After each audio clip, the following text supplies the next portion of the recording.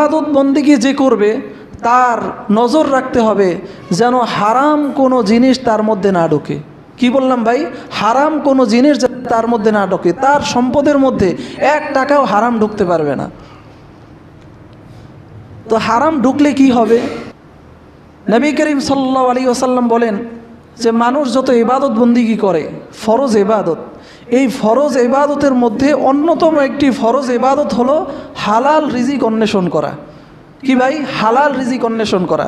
একটা হলো যে আমি ইনকাম করলাম হালাল, সেটা আমার ভাত হোক, ডাল হোক, যা হোক সেটা হালাল। আরেকটা হচ্ছে খাবারটাই হারাম কিন্তু আমি ভক্ষণ করলাম, এর মাধ্যমেও কিন্তু ইবাদত বন্দেগী কী হবে না? কবুল হবে না। এমনিতেই একটা মাসআলা হলো যে অমুসলিমদের খাদ্য গ্রহণ করা। যেমন একজন হিন্দু একটা গরু জবাই করলো, গরুটা কিন্তু হালাল না, কারণ সে তো আর আল্লাহর নাম নিয়ে জবাই করে নাই, অথবা করলেও সে দেবদেবীর নামে জবাই করবে। তার হাতের জবাই করা প্রাণীর গোশত হারাম, সুতরাং এটা যদি খান এর একটা প্রভাব শরীরের মধ্যে পড়বে।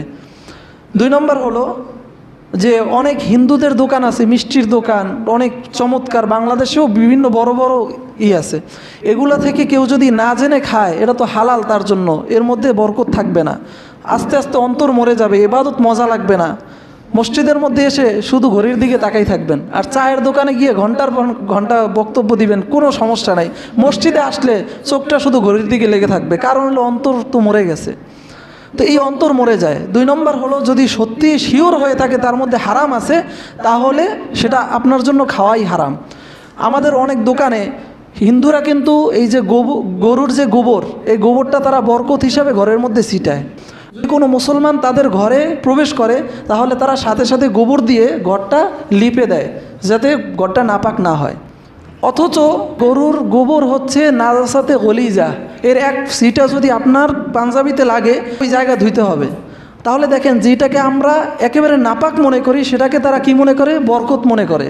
বরকত মনে করার কারণে কি করে সেই কথাটা আগে মনে রাখার, সেটা হলো তারা যখন এই যে তাদের ব্যবসা বাণিজ্যে বরকতের জন্য তারা যখন সন্দেশ বানায়, তারপর রসমালাই বানায়, মিষ্টি বানায়, তারা সকালবেলা এরকম গোবর পানির মধ্যে গুলে এরকম ছিটায়।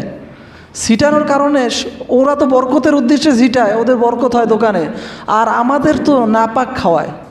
এই জন্য হিন্দুদের দোকান থেকে মিষ্টি, তারপর সে যদি একেবারে আপনার সামনে বৈশাও বানায় তারপরও আপনার জন্য খাওয়াটা বেবরকতি। মুসলমানদের দোকান থাকলে সহজে গ্রহণ করবেন না, আর যদি জানেন তাহলে তো স্পষ্ট হারাম। আমরা একটা ঘটনা শুনেছি, কুমিল্লা একটা প্রসিদ্ধ মিষ্টির দোকান আছে, একেবারে প্রসিদ্ধ, সাধারণত হিন্দুরাই বানায়। আমাদের সবচেয়ে বড় মুফতি উনি একবার এই মিষ্টির দোকানে মিষ্টি আনতে যাচ্ছিলেন।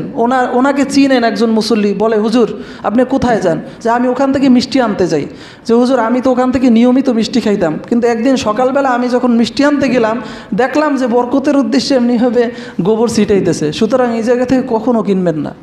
তো তাদের কাছে পাক না পাকের কিছু নেই। তো এইটা মাঝখানে বলে দিলাম যে এটাও একটা হারাম। এই হারাম যদি আপনার আমার পেটে ঢোকে তাহলেও কিন্তু ইবাদত বন্দেগী যত করি এগুলো কিন্তু উপরে যাবে না। আরেকটা হচ্ছে যে ইনকামের মধ্যে হারাম, 1 টাকাও ইনকামের মধ্যে কি ঢুকাবেন না? হারাম ঢুকাবেন না।